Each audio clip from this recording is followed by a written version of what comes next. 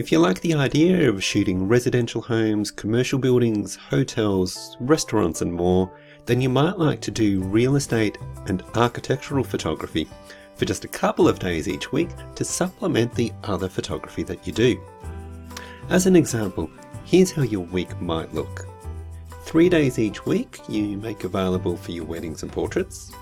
Another 2 days each week you dedicate to doing real estate and architectural clients. And maybe another 2 days each week for rest, preparation, or for additional photo shoots. So what can you make from these business clients? Well, let's say that on one day of the week you do 2 real estate shoots, and if you charge $250 per shoot, then from the 2 jobs you've got yourself $500. Then let's say another day each week is set aside to do larger shoots for builders and architects. Now you may not get one of those shoots every week, but if you got one a month, then that could equal another $200 or more each week, and that's being a little bit conservative with our numbers. But even if it equates to just $200 per week, when combined with those 2 real estate shoots, you've still got $700 in revenue each week on top of the other work you're doing with your portraits and weddings. So as a portrait or wedding photographer, how do you add real estate and architectural photography to your list of services? I'd suggest that there are 4 distinct stages. Stage 1 is where you build your foundation, and that's primarily going to involve making sure you get the right gear and learn the skills. Now don't be surprised if stage 1 takes longer than you expect. I'd say almost everyone who starts doing this kind of photography is quite surprised by how difficult it can be when you're just starting out, so be patient. Now stage 2 will be your pre-launch, and that's going to involve establishing your financial goals in terms of how much you want to be making from this each week, and in turn that will help you set your pricing, and that's really important, especially for real estate clients.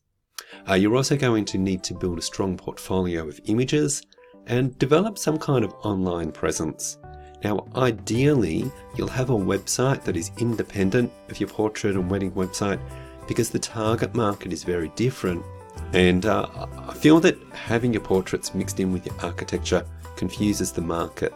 But if you can't do that, then at least have an individual page on your site dedicated to real estate photography and architectural photography so that you can direct people there.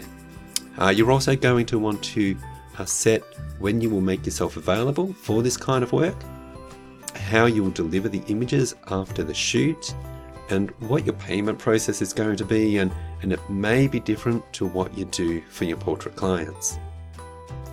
Now stage 3 will be your soft launch, and that's where you'll actively start trying to get just one client on board as a paying customer.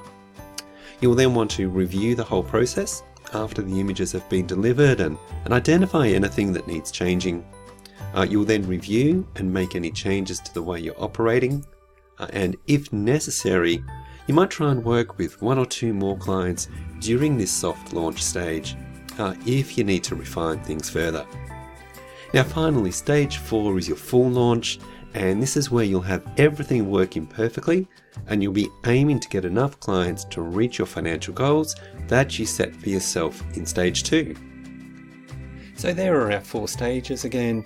Firstly, learn the skills. Second stage, establish your goals and build a framework. Third stage is to work with one client and review the process. And then stage 4 is to have a full marketing launch. Now if you've got any questions about any of that, there's my email address, darryl@builderphotographybusiness.com. You can also find me on Facebook or on Instagram.